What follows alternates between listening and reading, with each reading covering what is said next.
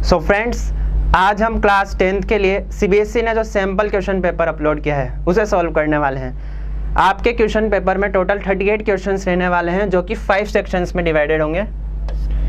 Section A में 1 to 18 तक MCQs होंगे और 19 और 20 यानी कि 2 क्वेश्चंस होंगे जो असर्शन रीजन बेस्ड होंगे। सेक्शन बी में 21 to 25 यानी कि total 5 questions short answer type होंगे, वेरी शॉर्ट आंसर टाइप होंगे। सेक्शन सी में 26 to 31 यानी कि टोटल 6 क्वेश्चंस होंगे जो शॉर्ट आंसर टाइप हैं। और सेक्शन डी में 32 to 35 यानी कि 4 questions long answer type. And section E में 36 to 38 यानी कि टोटल 3 क्वेश्चंस हैं जो कि केस स्टडी बेस्ड होंगे। तो चलिए स्टार्ट करते हैं आज के पेपर का solution. Section A, question number 1, if a is equals to 2 square 3 की power x, b is equals to 2 square 3 5, c is equals to 2 square 3 7 and LCM of ABC is equals to 3780 then x is. तो यहाँ पर हमें a, b और c 3 numbers हैं जिनके prime factorisation given है और इनका LCM भी गिवन है। तो हमें यहाँ पर जो x है उसकी वैल्यू फाइंड करनी है। अब जब हमारे पास किसी भी नंबर्स का प्राइम फैक्टराइजेशन होता है तो LCM के लिए हम क्या करते हैं, उनके जो प्राइम नंबर्स हैं उनकी जो हाईएस्ट पावर्स आ रही है उनको आपस में मल्टीप्लाई करने से।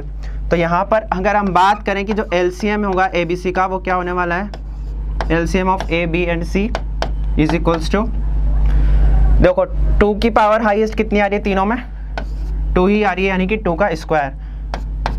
3 की पावर हाईएस्ट यहाँ पर 3 की पावर x 1 और 1 यानी कि हम क्या लिखेंगे, हाईएस्ट पावर 3 की पावर x को।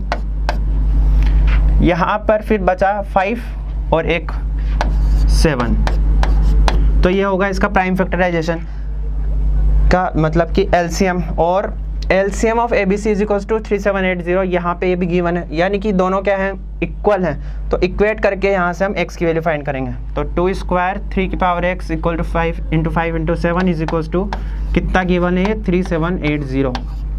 तो यहाँ से अपने पास कैंसिल आउट कर लेंगे, 2 इंटू 5 ये 10 हो जाएगा जो कि 1 0 से कैंसिल आउट हो जाएगा, बचेगा 2 इंटू 7 यानी कि 14। सो 3 की power x is equals to 378 upon 14। 14 से कैंसिल आउट कर लेंगे, 14 इंटू 1 14 और रिमेनिंग रहेगा यहाँ 14 इंटू 28 और रिमेनिंग रह जाएगा 998 यानी कि 7। तो 3 का क्यूब। तो यहाँ से जो x की वैल्यू है वो क्या आ जाएगी, 3। So answer is option C. चलिए next, second, the shortest distance in units of the point 2,3 from y axis. y axis से किसी भी पॉइंट की डिस्टेंस क्या होती है, उस पॉइंट का x कोऑर्डिनेट यानी कि यहाँ पर y एक्सिस से जो डिस्टेंस है वो कितनी होगी, 2। ऑप्शन है। Question number 3, if the lines given by 3x plus 2ky is equals to 2 and 2x plus 5y plus 1 is equals to 0 are not parallel, then k has to be। तो यहाँ पर 2 lines की equations given है, ये parallel नहीं है तो k की वैल्यू फाइंड करनी है। अब जब लाइन्स पैरेलल नहीं होती तो उनके लिए क्या कंडीशंस होती है कि जो रेशियोज है कोएफिशिएंट्स का x और y के वो इक्वल नहीं होता। तो यहाँ पर हम रेशियो की बात करें तो क्या हो जाएगा, 3/2 x के कोएफिशिएंट्स का रेशियो, ये इक्वल नहीं होगा y के कोएफिशिएंट्स के रेशियो के, यानी कि 2k अपॉन यहाँ पे है 5। इसका मतलब जो k है वो नहीं इक्वल होना चाहिए किसके, क्रॉस मल्टीप्लाई कर लेंगे तो 15/4, 15/4 के इक्वल नहीं होगा, यानी कि option B is correct. Next, question number 4, a quadrilateral ABCD is drawn to circumscribe a circle if BC is equals to 7 cm, CD is equals to 4 cm and AD is equals to 3 cm, then the length of AB is। एक quadrilateral बनाया गया है जो कि circle को circumscribe कर रहा है, यानी कि इस तरह से हमारे पास कोई क्वाड्रिलेटरल है जिसकी सभी साइड्स किसको टच कर रही है, सर्किल को। अब इसमें BC, CD और AD की 3 लेंथ हमें गिवन है, ये मान लेते हैं क्वाड्रिलेटरल है ABCD। BC is equals to 7 centimetre और CD is equals to 4 centimetre and AD is equals to 3 centimetre. ये तीनों हमें गिवन है। तो AB की लेंथ क्या होगी, अब क्या कंडीशन होती है इसके लिए कि जो आमने सामने वाली साइड्स यानी कि अपोजिट साइड्स जो है इनका सम इक्वल होता है, यानी कि AB प्लस CD किसके इक्वल होने वाला है, AD प्लस BC के। सो अगर हम इसको x सेंटीमीटर मान लें तो x प्लस 4 किसके इक्वल होने वाला है 3 + 7 यानी कि 10 के। तो यहाँ से x की वैल्यू कितनी आ जाती है हमारे पास 6 सेंटीमीटर, यानी कि करेक्ट आंसर होगा ऑप्शन सी।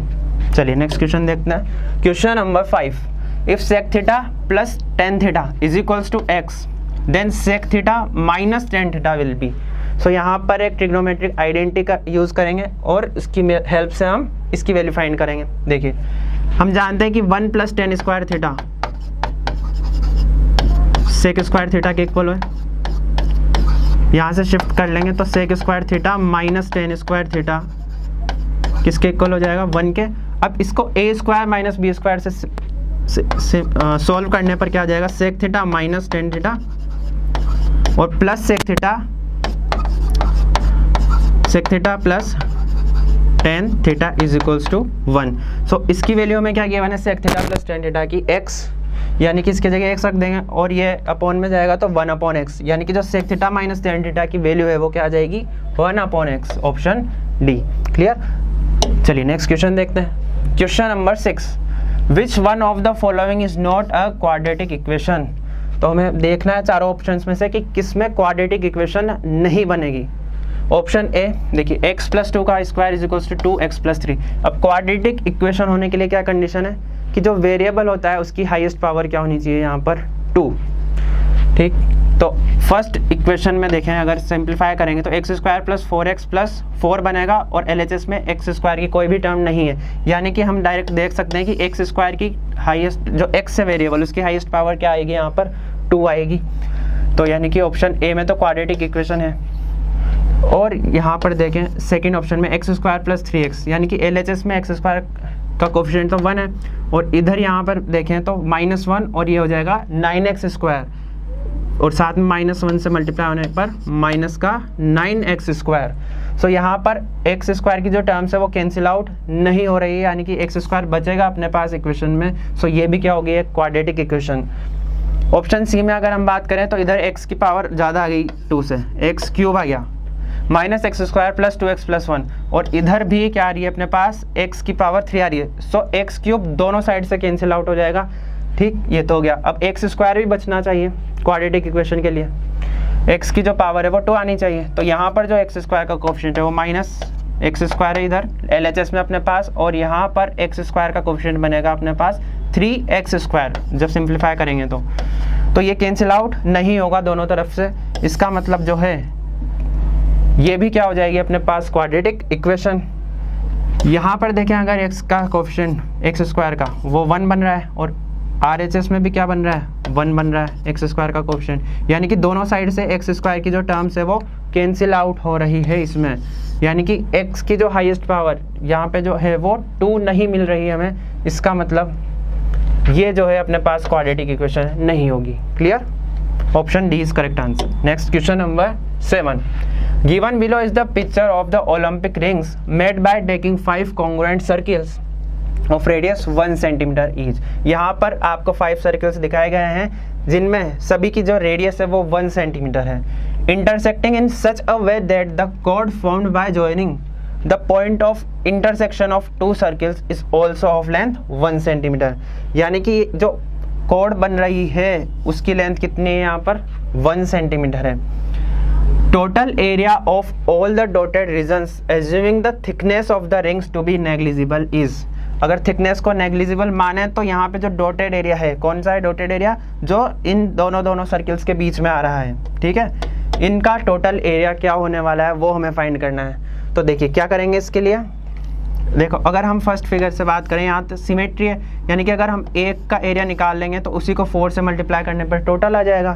तो 1 का एरिया निकालने के लिए क्या करेंगे यहाँ देखिए इसी तरह से है। यहाँ अब जो कोड है वो इस तरह से है जिसकी लेंथ है 1 सेंटीमीटर और रेडियस भी इन्होंने क्या गिवन है यहाँ पर 1 सेंटीमीटर, यानी कि अगर इसके सेंटर से कोड्स के जो कोड है उसके एंड पॉइंट्स को ज्वाइन कर देंगे तो ये जो ट्रायंगल बनने वाला है वो क्या होगा इक्विलेटरल ट्रायंगल। रेडियस भी 1 सेंटीमीटर है और जो कोड है वो भी 1 सेंटीमीटर है।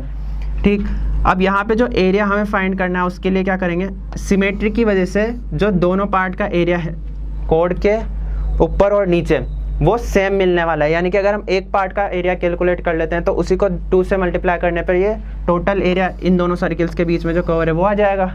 अब एक का एरिया कैसे निकालेंगे, तो जो एरिया है वो है एक सेगमेंट का एरिया, और सेगमेंट के एरिया के लिए हम जानते हैं कि क्या करना होता है, सेक्टर के एरिया में से सब्ट्रैक्ट करना होगा ट्राइंगल के एरिया को। तो देखिए ये एंगल होगा अपने पास इक्विलेटरल ट्राइंगल होने की वजह से 60 डिग्री का, और ट्राइंगल एरिया ऑफ सेक्टर, ठीक है, एरिया ऑफ जो माइनस सेगमेंट है is equals to area of sector minus area of circle, area of sector minus area of triangle. अब सेक्टर का एरिया क्या होता है अपने पास, सेक्टर के एरिया के लिए यहाँ पे जो एंगल बन रहा है वो है 60 डिग्री का, यानी कि theta upon 360 degree into pi R square, इससे अपने पास सेक्टर का एरिया मिलता है। तो थीटा यहाँ पर है अपने पास 60 डिग्री, थीटा जो है अपने पास है 60 डिग्री अपॉन 360 डिग्री इंटू पाई और आर स्क्वायर। रेडियस कितनी की बने, 1 सेंटीमीटर, तो इसका स्क्वायर 1 ही आ जाएगा, और माइनस एरिया ऑफ ट्राइंगल, क्योंकि इक्विलेटरल ट्राइंगल है तो इसका एरिया क्या हो जाएगा, √3/4 और साइड स्क्वायर, साइड अपन के पास 1 लेंथ ही है 1 सेंटीमीटर की, यानी कि √3/4 और 1 का स्क्वायर, यहाँ से 6 टाइम्स यानी कि π/6 माइनस π/6 माइनस √3/4, π/6 माइनस √3/4, ये तो किसका एरिया आ गया अपने पास, एक सेगमेंट का, ठीक। और इसी तरह से जो ऊपर की तरफ है ये भी है, तो 2 से मल्टीप्लाई करने पर तो 2 सर्किल के बीच का एरिया आएगा, और इसी तरह से हमारे पास 4 एरिया हैं टोटल, तो किससे मल्टीप्लाई कर देंगे, जो अपना आंसर आया उसको 8 से। सो रिक्वायर्ड एरिया क्या हो जाएगा अपने पास, इसका 8 टाइम्स, π/6 माइनस √3/4 का 8 टाइम्स, जो कि गिवन है हमें ऑप्शन डी में, यानी करेक्ट आंसर क्या होगा अपना ऑप्शन डी। चलिए नेक्स्ट क्वेश्चन देखते हैं, क्वेश्चन नंबर, अच्छा इसी में अपने पास for visually impaired candidates, visually impaired जो कैंडिडेट्स है विजुअली इम्पेयर्ड, उनके लिए क्वेश्चन दिया गया है, the area of the circle that can be inscribed in a square of 6 centimetre, area of the circle that can be inscribed in a square of side 6 centimetre, यानी कि square की जो side है वो 6 centimetre की है, तो इसके अंदर जो सर्किल बनाएंगे उसका डायमीटर भी कितना होगा, 6 सेंटीमीटर होगा, यानी कि जो रेडियस है उसकी वो कितनी हो जाएगी, इसकी हाफ, यानी कि 3 सेंटीमीटर। तो 3 सेंटीमीटर की रेडियस वाले सर्किल का एरिया क्या होने वाला है, πr स्क्वायर से π3 का स्क्वायर, यानी कि 9 पाई सेंटीमीटर स्क्वायर, जो कि है ऑप्शन डी में। नेक्स्ट जो क्वेश्चन है, question number 8, a pair of dice is tossed, the probability of not getting the sum 8 is, a pair of dice is tossed, the probability of not getting the sum 8, यानी कि 8 सम नहीं आने की probability हमसे पूछी है pair of dice को throw करने पर। तो इसके लिए क्या करेंगे, पहले तो हम सम 8 आने की प्रोबेबिलिटी निकाल लेंगे, फिर उसको 1 में से सब्ट्रैक्ट करने पर क्या आ जाएगी, नॉट गेटिंग सम 8। सो 8 सम आने की प्रोबेबिलिटी क्या होगी, तो यहाँ पे फेवरेबल आउटकम्स कितने होंगे हमारे पास, 8 कितने तरीके से आ सकता है, देखिए 2,6 अगर ये आता है अपने पास तो भी 8 आ सकता है सम दोनों का, 3,5 से भी 8 मिल सकता है, 4,4 से भी 8 मिल सकता है, इसके अलावा अगेन 5,3 से और 6,2 से, यानी कि टोटल जो फेवरेबल आउटकम्स हैं वो कितने, 1 2 3 4 5, जबकि टोटल नंबर ऑफ केसेस क्या होते हैं इसके में 36, तो 5/36, ये तो किसकी है, 8 सम आने की प्रोबेबिलिटी, तो 8 सम नहीं आने की प्रोबेबिलिटी क्या हो जाएगी, 1 - 5/36, यानी कि 31/36। So correct answer is option B. Clear. चलिए नेक्स्ट क्वेश्चन देखते हैं, question number 9, if 2 sin 5x equal to √3 and x is between 0 degree and 90 degree, then x is equal to, sin 5x की value क्या है यहाँ से, √3/2, sin 5x equal to √3/2, और √3/2 हम जानते हैं कि साइन में कौन से एंगल की वैल्यू होती है, 60 डिग्री की, यानी कि यहाँ पे क्या आएगा, साइन 60 डिग्री। कंपेयर करेंगे दोनों साइड तो 5x की वैल्यू कितनी हो गई, 60 डिग्री यानी कि जो x है वो कितना आ गया हमारे पास 12 degree. So correct answer is option B. Next question number 10, the sum of two numbers is 1215 and their HCF is 81, then the possible pairs of such numbers are। दो नंबर्स का सम गिवन है, कितना है 1215 एंड इनका HCF हमें given है कितना है 81। तो इस तरह के कितने पेयर्स पॉसिबल है ये हमसे पूछा है। देखिए जब कभी भी दो नंबर्स का HCF हमें गिवन हो तो हम उन नंबर्स को क्या एज्यूम कर सकते हैं, 81x और 81y, जहाँ पर x और y क्या होने चाहिए को प्राइम, यानी कि दोनों का जो HCF है x और y का वो 1 होना चाहिए, क्योंकि अगर इनका HCF 1 नहीं हुआ और कोई दूसरा नंबर हुआ तो वो भी दोनों में से कॉमन आ जाएगा, देन उस केस में HCF 81 नहीं रहने वाला। इसलिए x और y क्या होने चाहिए, यहाँ पे को प्राइम नंबर्स होने चाहिए। अब इनका सम हमें गिवन है कितना है 1215, यानी कि 81x plus 81y is equals to कितना है 1215। 81 कॉमन लेने पर और इधर से डिवाइड करेंगे 81 को तो कितना मिल जाएगा 1215 अपॉन 81। 9 से कैंसिल आउट कर दें पहले तो 9 टाइम्स, और ये 9 1 जार 9, 3 31 यानी कि 9 3 जार 27 और 4 यानी कि 5। 9 से अगेन कैंसिल आउट कर दें तो 9 1 जार 9 एंड 4 45 यानी कि 15। तो x plus y is equals to कितना है 15। अब देखो x plus y is equals to 15 है, एक तो ये, और साथ ही साथ x और y दोनों को प्राइम है, यानी कि इनका HCF 1 है। तो कितने पेयर्स पॉसिबल होंगे वो देखते हैं। चलो अगर x 1 हुआ तो y कितना हो जाएगा यहाँ से 14, तो एक पेयर तो ये हो गया। फिर अगर x 2 हुआ तो ये कितना हो जाएगा 13, दोनों को प्राइम है यहाँ पे, ठीक है ये भी पेयर चलेगा। फिर इसके बाद x अगर 3 हुआ तो y कितना रहेगा अपने पास 12, क्या दोनों को प्राइम है 3 और 12 नहीं है, दोनों में 3 फैक्टर कॉमन आ रहा है, इसका मतलब ये पेयर हम नहीं ले सकते। आगे बढ़ें अगर तो 4 कोमा और इधर 11 दोनों को प्राइम है, ठीक। फिर इसके बाद 5 कोमा कितना हो जाएगा 10, दोनों को प्राइम नहीं है, 5 दोनों में कॉमन आ रहा है 5 फैक्टर, तो ये वाला पेयर भी हम नहीं ले सकते। आगे देखें तो 6 कोमा 9 ये भी नहीं ले सकते, HCF इनका 3 आ रहा है। आगे 7 कोमा 8 दोनों को प्राइम है, ठीक। इसके बाद अगेन 8,7 तो वो तो यही मिलने लग जाएंगे x और y। तो टोटल जो पेयर्स है अपने पास 1 2 3 और 4 ऐसे पेयर्स हमें मिले, यानी कि सही आंसर क्या होने वाला है ऑप्शन सी। चलिए नेक्स्ट क्वेश्चन देखते हैं, question number 11। If the area of the base of a right circular cone is 51 centimetre square and its volume is 85 centimetre square, then the height of the cone is given as. हमें जो right circular cone है उसके base यानी कि जो circular base का area है वो गिवन है और इसकी वॉल्यूम गिवन है, तो हमसे पूछिए कि हाइट क्या होने वाली है। तो देखो सर्कुलर बेस है तो इसका मतलब है उसका एरिया क्या होगा पाई आर स्क्वायर, जो कि गिवन है 51 सेंटीमीटर स्क्वायर, और वॉल्यूम क्या होती है, volume of cone is equals to 1/3 pi R square H, जो कि गिवन है हमें 85 सेंटीमीटर स्क्वायर। यहाँ तक लिया, और हमसे पूछिए हाइट, तो हमारे पास ऑलरेडी पाई आर स्क्वायर की वैल्यू यहाँ से मिल गई, इसको सब्सटीट्यूट करने पर 51/3 एच इज इक्वल्स टू 85। ये 3 से 17 टाइम्स कैंसिल हो रहा है और 17 से ये 5 टाइम्स कैंसिल हो रहा है, यानी कि h इज इक्वल्स टू कितना आ गया, h इज इक्वल्स टू कितना आ गया अपने पास 5 सेंटीमीटर, यानी कि सही आंसर होगा यहाँ पर ऑप्शन डी। चलिए नेक्स्ट क्वेश्चन देखते हैं, क्वेश्चन नंबर 12।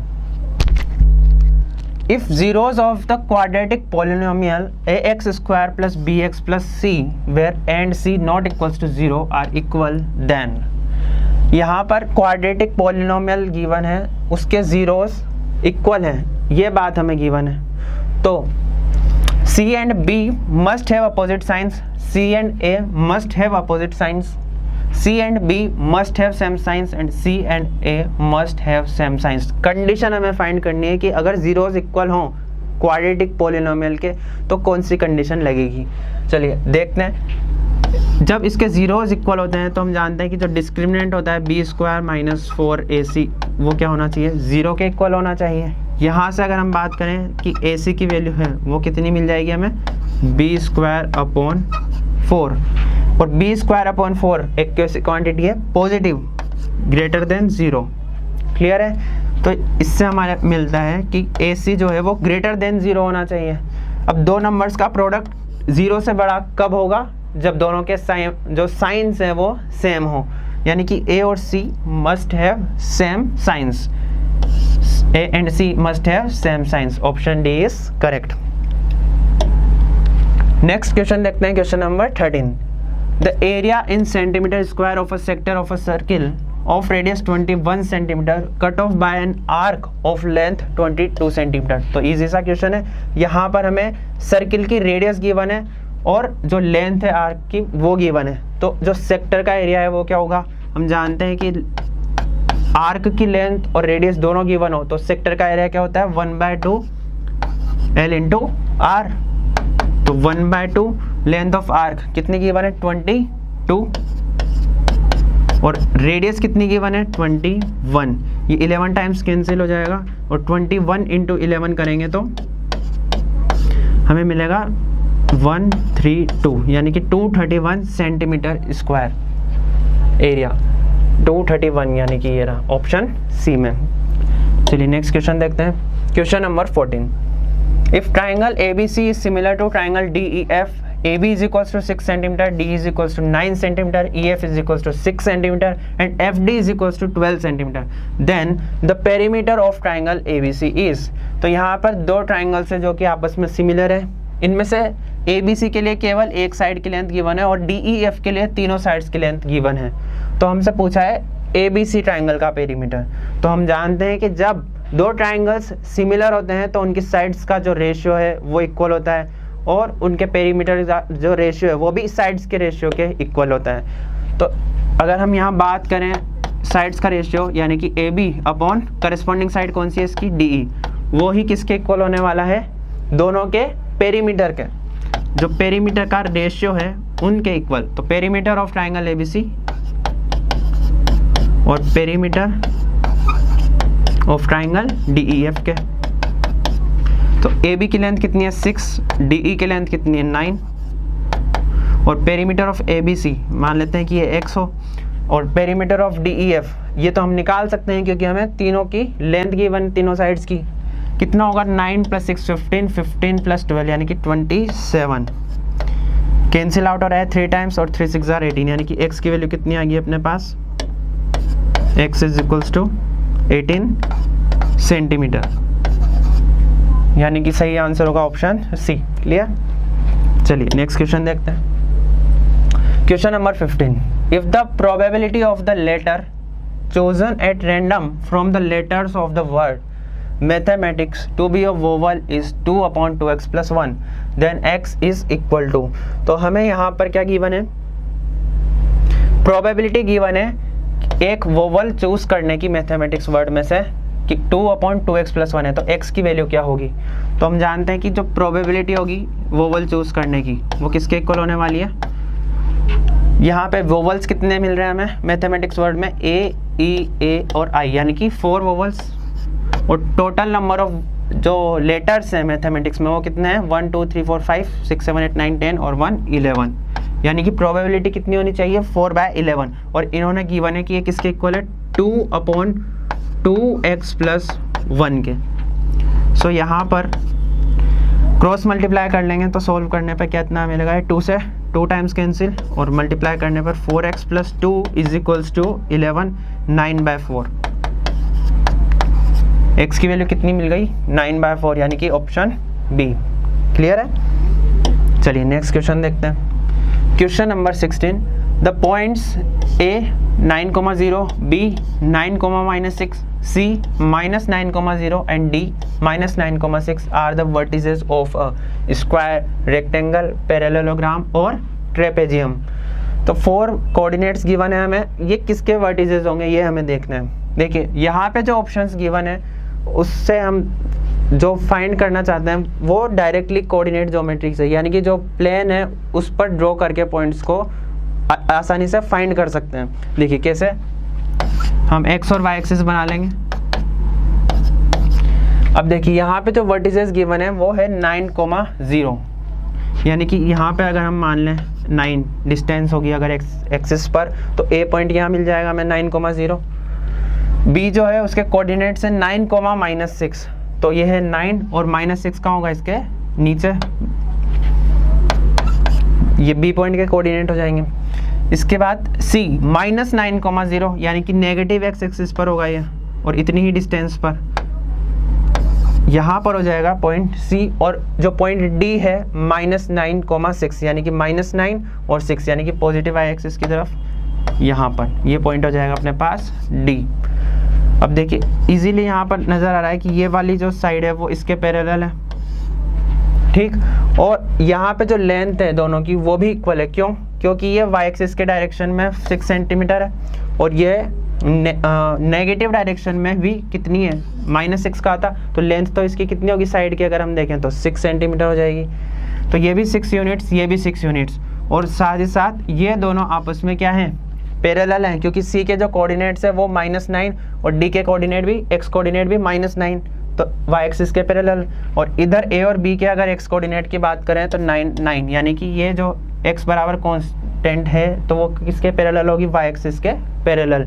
यानी ये दोनों साइड्स जो हैं, जो भी ये बनेगा क्वाड्रिलेटरल, उनकी दोनों साइड्स पैरेलल भी हैं और साथ ही साथ इक्वल भी हैं। तो किसी क्वाड्रिलेटरल की अपोजिट साइड्स इक्वल भी हों और पैरेलल भी हों तो वो क्या होने वाला है, एक पैरेललोग्राम। अच्छा, पैरेललोग्राम तो है ही, ट्रेपेजियम तो नहीं हो सकता, लेकिन क्या ये रेक्टेंगल और स्क्वायर हो सकता है? तो रेक्टेंगल और स्क्वायर क्यों नहीं होगा? क्योंकि यहाँ पे जो एंगल बन रहा है अपने पास वो 90 डिग्री का हमें नहीं मिल रहा दोनों साइड्स के बीच में, तो इसलिए ये रेक्टेंगल भी नहीं हो सकता और ये स्क्वायर भी नहीं हो सकता। सो आंसर क्या होगा, ऑप्शन सी। क्लियर? चलिए नेक्स्ट क्वेश्चन देखते हैं, question number 17। The median of a set of 9 distinct observations is 20.5. If each of the observations of set is increased by 2, then the median of the new set is. देखिए अगर observations में कोई change होता है तो वही change क्या हो जाने वाला है, मीडियन में हो जाएगा। यहाँ पे 9 ऑब्जर्वेशन से उनका मीडियन की वन है कि 20.5 है, और हर एक ऑब्जर्वेशन में कितना इंक्रीज कर दिया हमने, 2 से, तो जो मीडियन है वो भी कितने से बढ़ जाएगा, 2 से। That is median of new set is increased by 2, option A. Next question, question number 18. The length of a tangent drawn to a circle of radius 9 cm from a point at a distance of 41 cm from the center of the circle is. यानी हमसे पूछिए यहाँ पर tangent की length जो कि एक external point से बनाई गई है, जिसकी जो डिस्टेंस है सेंटर से वो कितनी गिवन है, 41 सेंटीमीटर। यानी कि मान लेते हैं P कोई पॉइंट है, इससे सर्किल पर टेंजेंट बनाई जाती है, तो टेंजेंट रेडियस के क्या होने वाली है, परपेंडिकुलर, तो ये एंगल तो होगा 90 डिग्री, और सेंटर की और इस पॉइंट P की जो डिस्टेंस है वो हमें गिवन है कितनी है, 41 सेंटीमीटर। ठीक है, हमसे पूछिए टेंजेंट की लेंथ, जबकि रेडियस कितनी है इसकी, 9 सेंटीमीटर, तो ये 9 है और ये 41 है। ये क्या है अपने पास, राइट एंगल ट्रायंगल में हाइपोटेन्यूस, तो पाइथागोरस थ्योरम की हेल्प से हम क्या फाइंड कर लेंगे, टेंजेंट की लेंथ। सो अगर इसको हम x मान लें तो x square plus 9 square 81 is equals to कितना होने वाला है, 41 का स्क्वायर। इसको सोल्व कर लेंगे तो हमें मिल जाएगा 41 का स्क्वायर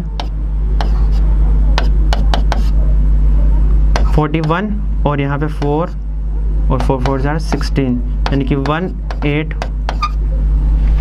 1681 और माइनस कर देंगे इसमें से कितना, 81। सो कितना आ जाएगा, x square is equals to 1600। So x की वैल्यू क्या हो जाएगी, 40। Clear? So x is equals to 40 centimetre, option A. Clear? चलिए नेक्स्ट क्वेश्चन देखते हैं, क्वेश्चन नंबर्स। अब देखिए यहाँ पर 19 और 20 जो दो क्वेश्चन है वो है एसर्शन और रीजन बेस्ड। ठीक है, इनमें हमें ऑप्शन ए चूज करना है यदि असर्शन और रीजन दोनों ट्रू हो और जो रीजन है वो करेक्ट एक्सप्लेन करता हो असर्शन को। ऑप्शन बी चूज करना है अगर असर्शन और रीजन दोनों ट्रू हो लेकिन जो रीजन है वो सही से एक्सप्लेन नहीं करता हो किसको, असर्शन को। ऑप्शन सी चूज करना है कब, जब असर्शन ट्रू हो और रीजन फॉल्स हो, और असर्शन ए फॉल्स होने पर और रीज़न ट्रू होने पर ऑप्शन डी को चूज करना है। चलिए देखते हैं question. Question number 19, assertion the number 5 raised to the power n cannot end with the digit 0 where n is a natural number। तो इजीली नजर आ रहा है ये कि सही है। 5 की कोई भी पावर हम लेंगे तो कभी भी यूनिट डिजिट क्या नहीं होने वाली, 0, हमेशा क्या मिलेगी हमें, 5 ही मिलेगी। तो assertion जो है वो ट्रू है। Reason, a number ends with 0 if its prime factorization contains both 2 and 5। ये भी बिल्कुल सही है कि जो नंबर है वो 0 से कब एंड होगा, उसकी यूनिट डिजिट जो है 0 कब होगी, जब उसके प्राइम फैक्टराइजेशन में 2 और 5 दोनों आए, क्योंकि 2 और 5 आएंगे तभी ये दोनों मिलकर क्या बनाएंगे, 2 × 5 10, और तब हमें यूनिट डिजिट मिलेगी 0। यानी कि रीजन भी ट्रू है और ये इसे सही से एक्सप्लेन भी करता है। चलिए नेक्स्ट क्वेश्चन देखते हैं। Question number 20, assertion if cos a plus cos square a is equals to 1 then sin square a plus sin raised to the power 4 a is equals to 1। देखते हैं कि ये ट्रू है या नहीं। तो देखो cos a plus cos square is equals to 1 given है। यहाँ से हम इसको RHS में शिफ्ट करेंगे तो क्या मिल जाएगा, 1 माइनस cos स्क्वायर है, और 1 माइनस cos स्क्वायर हम जानते हैं क्या होता है, sin स्क्वायर है। यानी जो cos है वो किसके इक्वल है, इसके अकॉर्डिंग sin स्क्वायर a के। अब इसकी वैल्यू को अगेन हम गिवन इक्वेशन में पुट कर दें तो cos a की जगह तो क्या लिख देंगे, sin स्क्वायर है, sin स्क्वायर a, और प्लस cos स्क्वायर a, तो यानी कि cos a का और स्क्वायर करेंगे तो यहाँ पर कितना मिल जाएगा हमें, sin की पावर 4 इज इक्वल्स टू 1। सो यही हमें गिवन है यहाँ पर, यानी कि इससे ये डिराइव हो गया, यानी कि ये बिल्कुल सही है। रीजन, साइन स्क्वायर है प्लस कोस स्क्वायर है इज इक्वल्स टू 1। तो आइडेंटिटी बिल्कुल सही गिवन है यहाँ पर, और ये इसको एक्सप्लेन भी कर रही है क्योंकि इसी का यूज़ हमने किया है इसको डिराइव करने के लिए, यानी रीजन भी सही है और इसको अच्छे से एक्सप्लेन भी। सो यहाँ से सेक्शन बी स्टार्ट हो चुका है, स्टार्ट करते हैं सॉल्व करना। Question number 21, the AP 8, 10, 12 has 60 terms, find the sum of last 10 terms. हमें एक AP गिवन है और इसकी हमें लास्ट 10 टर्म्स का सम फाइंड करना है। तो सबसे पहले यहाँ पर हम लिखेंगे कि इसकी first term of common difference क्या है। हियर जो फर्स्ट टर्म है a is equals to 8, and जो कॉमन डिफरेंस है d वो कितना होगा, 10 माइनस 8 यानी कि 2। अब देखो इसमें हमें लास्ट 10 टर्म्स का सम फाइंड करना है, तो 10 टर्म्स कौन सी होगी लास्ट की, क्योंकि टोटल 60 टर्म्स है तो लास्ट 10 टर्म्स होगी 51 से लेकर 60 तक, यानी कि हमें T51 प्लस T52 और यहाँ से लेकर T60 तक फाइंड करना है। तो इसके लिए हम क्या करेंगे, 51st टर्म और 60th टर्म को पहले कैलकुलेट करेंगे। तो T51 इज इक्वल्स टू क्या फॉर्मूला हो जाएगा, a plus n minus 1 into D से a प्लस यहाँ पे n है 51 तो कितना हो जाएगा 50d। तो a की वैल्यू है अपने पास 8 प्लस 50 और इंटू d, तो ये हो गया अपने पास सोल्व करने पर 108। क्लियर। और नेक्स्ट T60, तो a प्लस कितना होगा 59d is equals to a की वैल्यू है 8 प्लस 59 इंटू 2, तो 59 इंटू 2 118 एंड प्लस 8 126। सो ये हमारे पास 51 और 60 टर्म्स आ चुकी है। अब इनका सम 51 से लेकर 60 तक क्या होगा, n/2 और first term plus last term n, जहाँ पे n क्या है, टोटल नंबर ऑफ टर्म्स। तो कितनी है टोटल, ये 10, यानी कि 10/2 और फर्स्ट टर्म कौन सी है T51 प्लस लास्ट टर्म कौन सी है T60।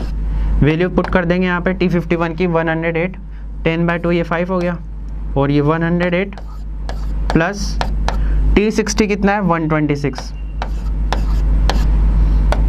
सम करेंगे तो 234, 5 इंटू 234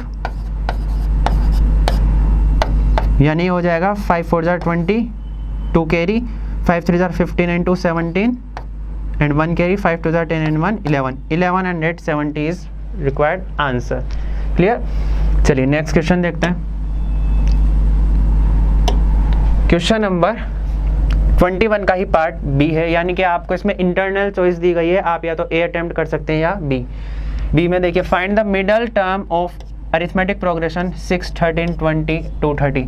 तो AP गिवन है, इसकी मिडल टर्म हमें फाइंड करनी है। तो देखते हैं इसमें पहले टोटल नंबर ऑफ टर्म्स कितनी है। यहाँ पर जो A है अपने पास, हियर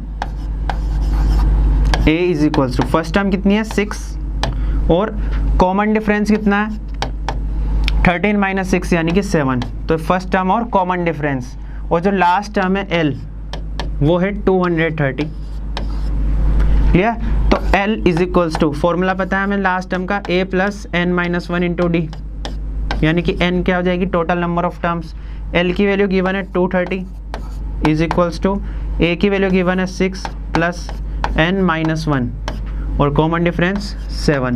सिंप्लीफाई कर लेंगे, 230 माइनस 6 तो 224 और ये 7 n माइनस 1। सोल्व करेंगे तो 7 3 जार 21, n minus 1 is equals to 3 and 1 4, यानी कि 7 2 जार 14, तो 32। तो n की वैल्यू कितनी आएगी अपने पास 33। तो ये तो हुई इस AP में टोटल नंबर ऑफ टर्म्स, और हमें कौन सी फाइंड करनी है मिडल टर्म। तो जब n ओड होता है उस केस में मिडल टर्म कौन सी होगी n प्लस 1/2, यानी कि जो मिडल टर्म होगी यहाँ मिडल टर्म वो होगी कौन से नंबर की t 33 प्लस 1/2 यानी कि t 17, और t 17 के लिए फॉर्मूला क्या हो जाएगा a प्लस 16d। a की वैल्यू कितनी है 6 प्लस 16 और कॉमन डिफरेंस कितना है 7।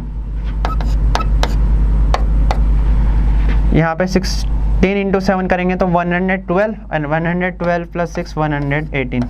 It is a required answer. Clear? चलिए नेक्स्ट क्वेश्चन देखते हैं। Question number 22।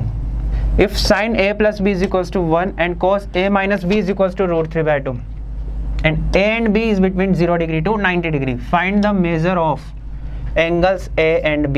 यहाँ पे दो इक्वेशंस हमें गिवन है, इससे हमें A और B की वैल्यू फाइंड करनी है। कैसे करेंगे देखिए, sin A plus B क्या गिवन है 1, और हम ये बात जानते हैं कि 1 साइन में कौन से एंगल की वैल्यू होती है 90 डिग्री की। तो यहाँ से A प्लस B की वैल्यू कितनी आ गई 90 डिग्री। इसी तरह से क्या गिवन है cos A minus B, cos A minus B कितना है ये √3/2, और √3/2 cos में कौन से एंगल की वैल्यू होती है 30 डिग्री की, यानी कि A माइनस B कितना आ गया यहाँ से A minus B is equals to 30 degree. तो अपने पास दो इक्वेशन आ गई, A plus B is equals to 90 degree and A minus B is equals to 30 degree. इन दोनों की हेल्प से हम A और B फाइंड कर लेंगे। एक बार दोनों को ऐड करेंगे, इक्वेशन 1 प्लस इक्वेशन 2 से। दोनों को ऐड करने पर कितना मिलेगा 2A is equals to 90 plus 30 यानी कि 120 डिग्री। सो A की वैल्यू कितनी आ गई अपने पास 60 डिग्री, और 60 डिग्री को पुट कर देंगे इक्वेशन 1 में, तो B की वैल्यू कितनी मिल जाएगी हमें B is equals to 90 minus 60 यानी कि 30 डिग्री। क्लियर है? चलिए नेक्स्ट क्वेश्चन देखते हैं। Question number 23। If AP and DQ are medians of triangles ABC and DEF respectively, where triangle ABC is similar to triangle DEF, then prove that AB upon DE is equal to AP upon DQ। ABC और DEF दो similar triangles हैं, तो हमें prove करना है कि जो sides का रेशियो है वो इनके मीडियंस के इक्वल है। हम ये बात जानते हैं कि जब दो ट्राइंगल्स सिमिलर होते हैं तो उस केस में इनकी जो करेस्पॉन्डिंग साइड्स हैं उनका रेशियो सेम होता है। हमें यहाँ प्रूव करना है कि ये जो रेशियो है साइड्स का वही इनकी करेस्पॉन्डिंग मीडियंस के रेशियो के भी इक्वल होगा। इसके लिए हम क्या करेंगे देखिए, यहाँ पे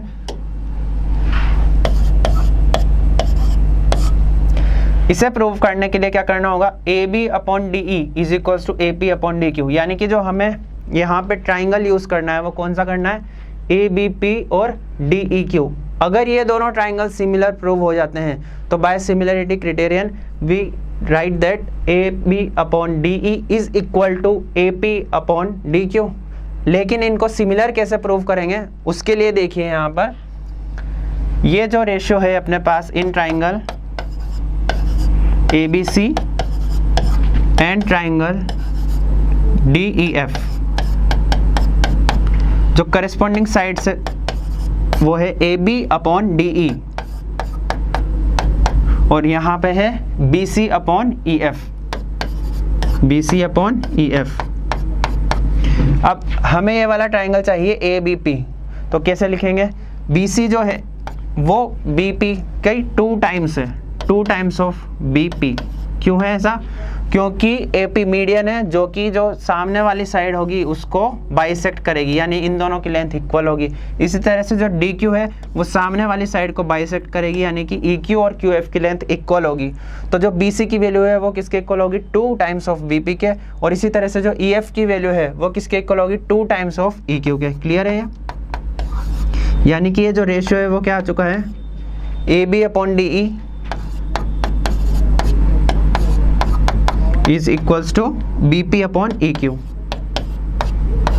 यहाँ तक क्लियर है। 2 साइड्स का रेशियो इक्वल हो गया करस्पॉन्डिंग साइड्स का, और इनका जो एंगल है ये भी इक्वल है। रीजन कि दोनों ट्राइंगल सिमिलर ऑलरेडी हमें गिवन है, इसका मतलब है एंड ऑल्सो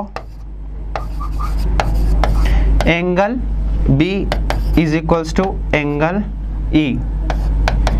तो ये रेशियो इक्वल है और इनके बीच में जो एंगल है वो इक्वल है।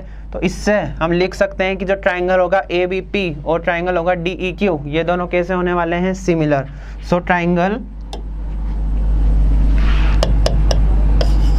A B P is similar to triangle D E Q. अब ये दोनों ट्राइंगल्स अगर सिमिलर हैं तो उस केस में इनकी जो करस्पॉन्डिंग साइड्स है उनका रेशियो भी सेम होगा, यानी कि A B upon D E किसके इक्वल हो जाएगा, A P upon D Q के। So A B upon D E is equals to A P upon D Q, और यही हमें प्रूव करना था। क्लियर है। Number 24, a horse, a cow and a goat are tied each by ropes of length 14 meter at the corners A, B and C respectively of a grassy triangular field ABC। यानी कि यहाँ पर हमारे पास एक triangular field है ABC और इसके जो वर्टिसेस हैं A, B और C, इन पर एक हॉर्स, एक काउ और एक गोट को टाई किया गया है, और जो लेंथ है रोप की वो तीनों के लिए सेम है, कितनी, 14 metre. ABC with sides of length 35 metre, 40 metre and 50 metre, यानी कि जो ट्राइंगल की साइड्स है उनकी लेंथ हमें गिवन है। Find the area of grass field that can B graced bye them. तो इनके द्वारा जो ग्रास फील्ड का एरिया है जो ग्रेस किया जा सकता है वो हमें फाइंड करना है। तो यहाँ पर देखिए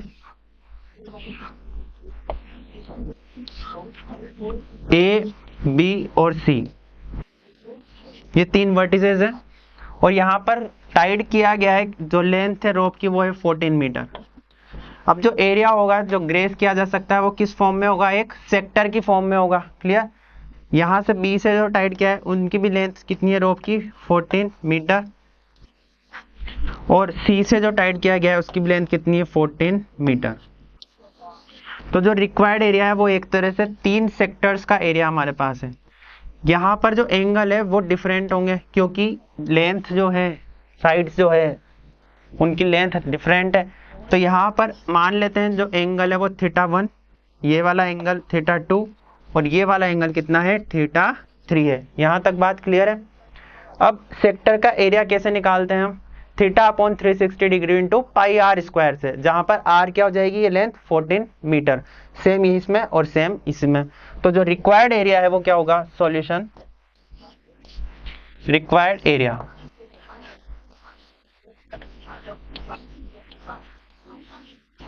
is equals to θ1/360 degree into pi R square. Radius same है तीनों के लिए, यहाँ पे 14 metre, θ2/360 degree into pi R square plus θ3 upon 360 degree into pi R square. तो यहाँ पे जो कॉमन आ रहा है तीनों में वो क्या आ रहा है, पाई आर स्क्वायर अपॉन 360 डिग्री, तीनों में से कॉमन है, पाई आर स्क्वायर अपॉन 360 डिग्री को कॉमन ले लिया, तो जो बचा वो है θ1 प्लस θ2 प्लस θ3। अब देखो θ1 प्लस θ2 प्लस θ3 क्या है, ये तीनों एक ट्राइंगल के एंगल है, और ट्राइंगल के इंटरनल एंगल्स का सम कितना होता है 180 डिग्री, यानी कि इन तीनों का जो सम है वो कितना हो जाएगा 180 डिग्री। तो नेक्स्ट पेज पे लिख लें पाई आर स्क्वायर अपॉन 360 डिग्री और इंटू 180 डिग्री। सोल्व कर लेंगे, पाई की वैल्यू 22/7 और आर कितना है रेडियस 14, यानी कि 14 इंटू 14 और 180 अपॉन 360, तो ये कितना हो जाएगा 1/2।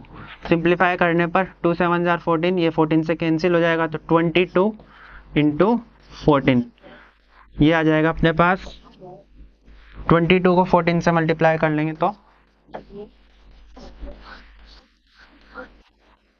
और 22 यानी कि 308 मीटर स्क्वायर। क्लियर। चलिए नेक्स्ट क्वेश्चन देखते हैं। क्वेश्चन नंबर 24 में ही पार्ट बी हमें गिवन है। Find the area of the major segment in terms of pi of a circle of radius 5 centimetre formed by a chord subtending an angle of 90 degree at the centre, यानी कि centre पर 90 degree का angle subtend कर रही है कोई C code, और जो रेडियस है सर्किल की वो है 5 सेंटीमीटर। तो मेजर सेगमेंट का एरिया हमें फाइंड करना है। तो देखो मेजर सेगमेंट का एरिया फाइंड करने के लिए सबसे पहले हम फाइंड करेंगे माइनर सेगमेंट का एरिया, और माइनर सेगमेंट का एरिया फाइंड करने के लिए पहले हमें फाइंड करना होगा सेक्टर का एरिया और ट्राइंगल का एरिया। देखिए ये अपने पास एक सर्किल है जिसमें एक कोड है जिसकी लेंथ गिवन है हमें कितनी, formed by the code subtending an angle, length नहीं गिवन, क्या गिवन है कि ये कोड जो है सेंटर पर 90 डिग्री का एंगल सबटेंड कर रही है। ठीक, जो रेडियस है वो गिवन है हमें 5 सेंटीमीटर सर्किल की। देखो यहाँ पे एंगल हमारे पास कितना है 90 डिग्री। लिखते हैं solution, area of minor segment, पहले माइनर सेगमेंट का कैलकुलेट कर लें, उसी को पूरे सर्किल के एरिया में से माइनर सब्ट्रैक्ट करने पर क्या जाएगा अपने पास मेजर सेगमेंट का area, area of minor segment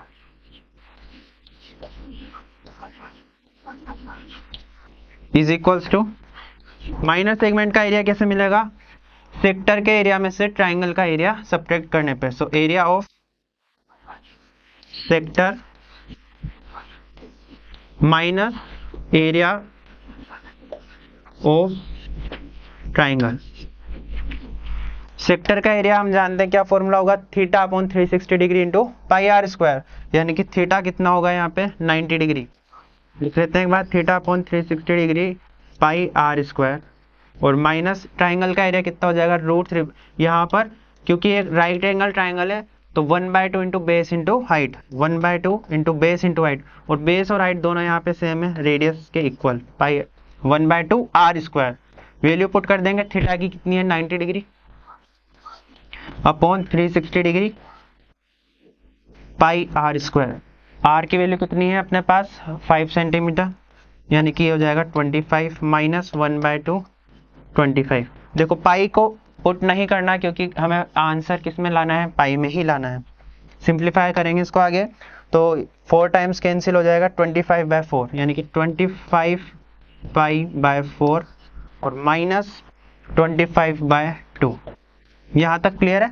ये तो किसका एरिया आ गया अपने पास, माइनर सेगमेंट का एरिया। और अब हमें चाहिए मेजर सेगमेंट का एरिया, तो क्या करेंगे सब्ट्रैक्ट कर देंगे, area of major segment is equals to area of circle minus area of minor segment, area of minor segment.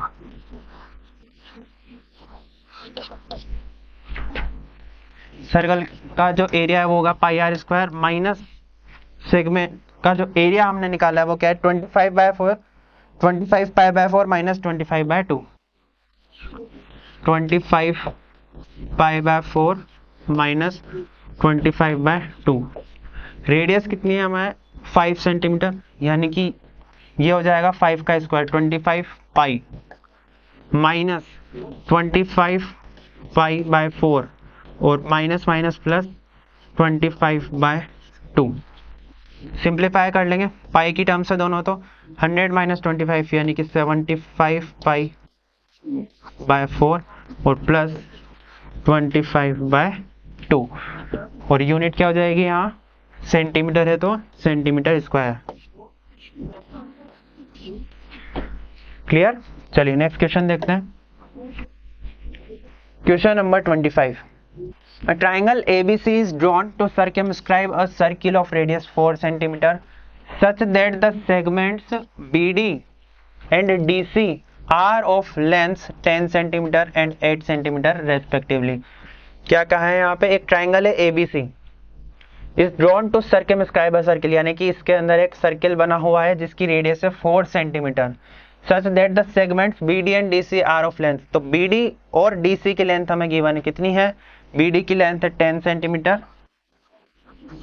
और जो DC है इसकी लेंथ गिवन है 8 centimetre. Find the length of the sides AB and AC। AB की और AC की length find करनी है। If it is given that area of triangle ABC is equals to 90 centimetre square, यानी कि एरिया हमें given है ट्राइंगल ABC का टोटल 90 सेंटीमीटर स्क्वायर और साथ ही साथ इन सेगमेंट्स की लेंथ गिवन है।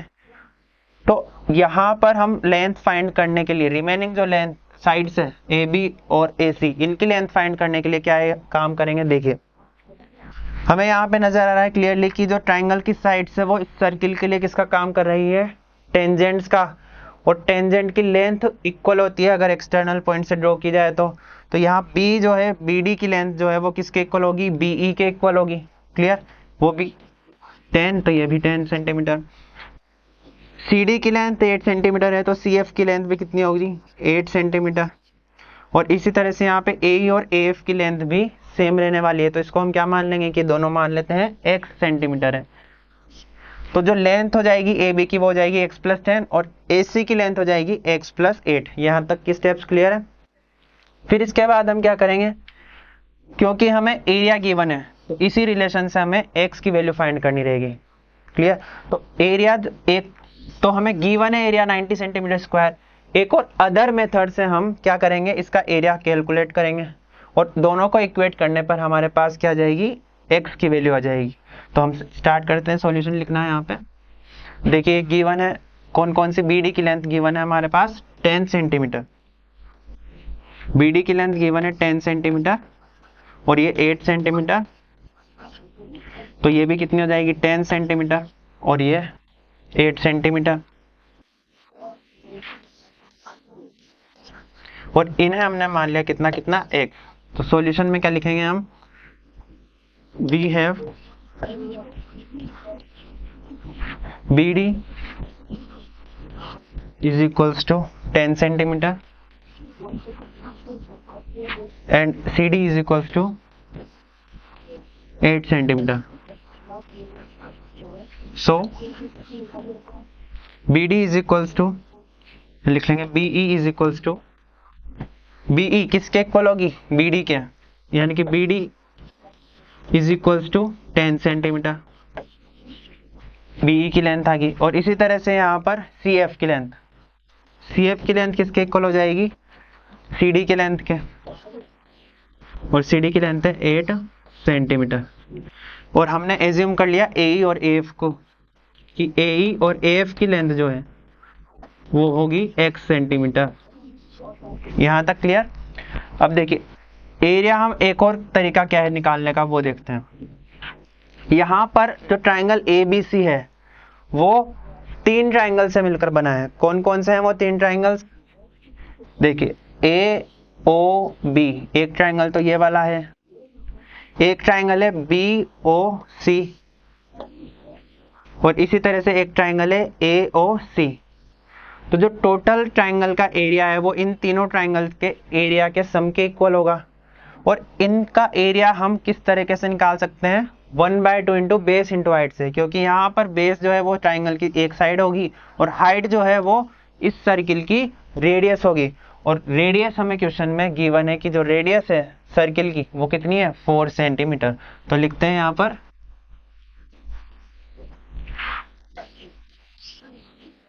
Area of triangle ABC is equal to, ये सम है तीन ट्राइंगल के एरिया का, कौन कौन सा, area of triangle AOB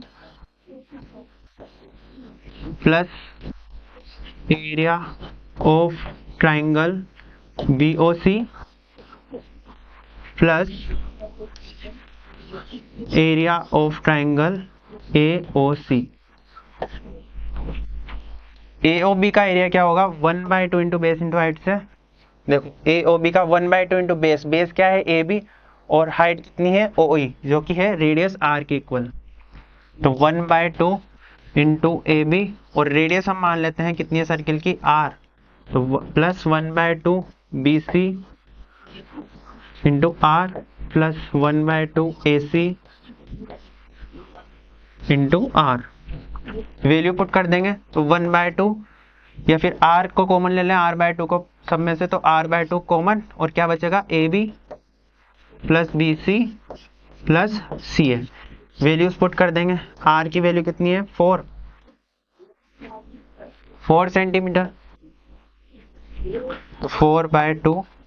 AB कितना हो गया, AB हो गया x प्लस 10, BC 10 प्लस 8 और ये x प्लस 8,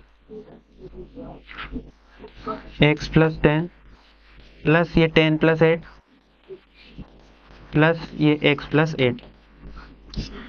इधर जो एरिया चल रहा है अपने पास ट्राइंगल ABC का वो गिवन है हमें कितना क्वेश्चन में, 90 centimetre square area of triangle ABC। तो लिख लेंगे ट्राइंगल ABC का जो एरिया है वो गिवन है कितना, 90 सेंटीमीटर स्क्वायर। इधर सिंप्लीफाई करेंगे 2, 10, 20, 28 और ये 36, यानी कि 36 प्लस 2x। सिंप्लीफाई कर लेंगे आगे, ये 45 टाइम्स कैंसिल, यानी कि 36 plus 2x is equals to 45, minus करेंगे तो 9 और x की वैल्यू कितनी आ गई, x इक्वल्स टू 9/2, यानी कि हम लिख सकते हैं इसको 4.5। तो ये तो आई अपने पास किसकी, x की value. So length of AB कितनी हो गई, x प्लस 10, यानी कि 4.5 plus 10, so it is 14.5 centimetre. और इसी तरह से जो AC है उसकी लेंथ है x प्लस 8, x है 4.5 प्लस 8, यानी कि ये कितना हो गया 12.5 सेंटीमीटर। क्लियर, चलिए नेक्स्ट। सो फ्रेंड्स, इसी के साथ कंप्लीट होता है सेक्शन A। इससे नेक्स्ट पार्ट देखने के लिए नीचे दी गई लिंक पर क्लिक करें। Thank you.